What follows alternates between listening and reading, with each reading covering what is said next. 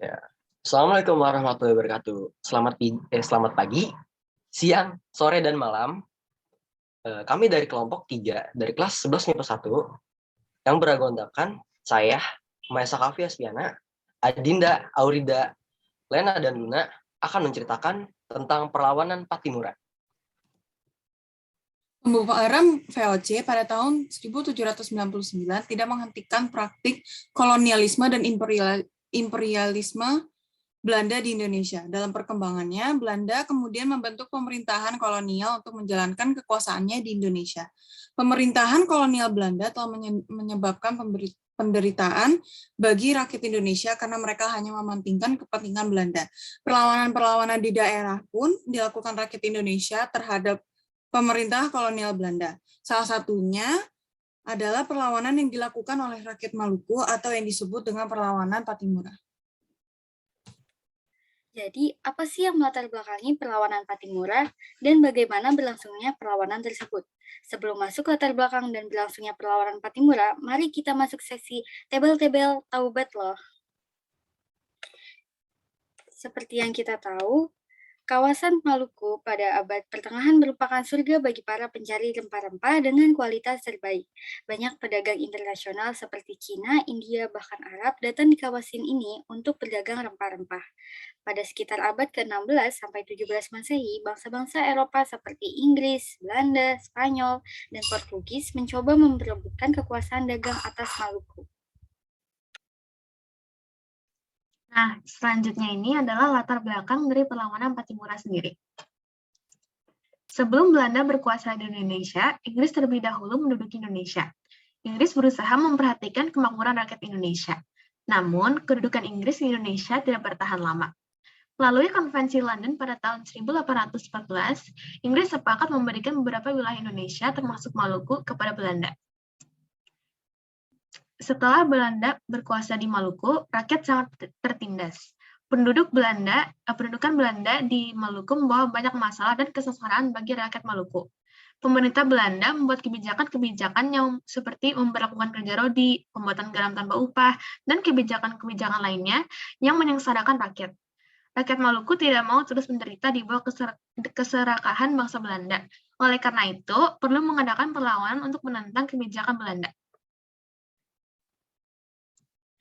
Atas dasar kondisi inilah yang melatar belakangi seorang mantan tentara Inggris bernama Thomas Matulesi atau lebih dikenal dengan nama Patimura, berinisiatif untuk memimpin perlawanan.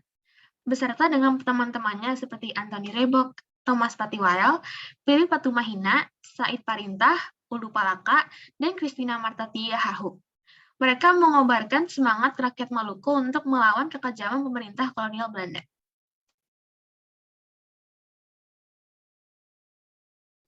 Selanjutnya adalah perlawanan. Pada tanggal 25 Maret 1817, kependudukan Inggris berakhir setelah Belanda kembali menguasai wilayah Maluku. Tindakan penindasan Belanda membuat rakyat Maluku menolak tegas negara ini dengan membuat proklamasi Haria dan keberatan Hatta Wano. Proklamasi tersebut disusun oleh Patimura. Perlawanan rakyat Maluku pecah setelah Belanda memaksakan kekuasaannya melalui Gubernur Van Middelkoop, Klan Residen Savaro, Johannes Rudolf van der Boom. Patimura dipilih sebagai kapten besar yang memimpin perjuangan dalam musyawarah dan konsolidasi kekuatan. Thomas Matulesi dikukuhkan sebagai kapten besar. Telah mempercara adat saat rapat umum di Baleo, negeri Haria pada 7 Mei 1817.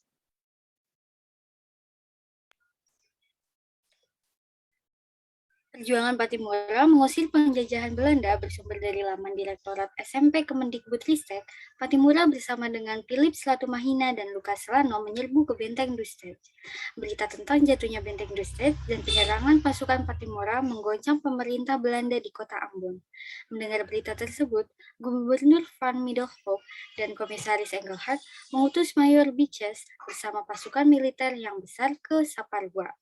Ekspedisi ini kemudian disebut dengan Ekspedisi Beaches. Mengetahui datangnya pasukan Belanda, Kapiten Patimura dengan segera mengatur taktik dan strategi pertempuran. Bersama dengan pasukan rakyat Maluku sebanyak sekitar 1.000 orang, Patimura berhasil menaklukkan pasukan Belanda. Pasukan rakyat diatur dalam pertahanan sepanjang pesisir, mulai dari Teluk Haria sampai ke Teluk Saparua. Melalui rapat raksasa yang diadakan di Haria pada tanggal 20 Mei 1817, diadakan pernyataan kebulatan tekad melanjutkan perlawanan terhadap Belanda. Pernyataan kebulatan tekad tersebut dikenal dengan Proklamasi Porto Haria yang berisi 14 pasal pernyataan dan ditandatangani oleh 21 rajapati dari Pulau Saparua dan Nasar Laut. Dengan adanya proklamasi ini, semangat juang rakyat menjadi bangkit dan mendorong tumbuhnya front-front pertempuran di berbagai tempat, bahkan hingga ke Maluku Utara.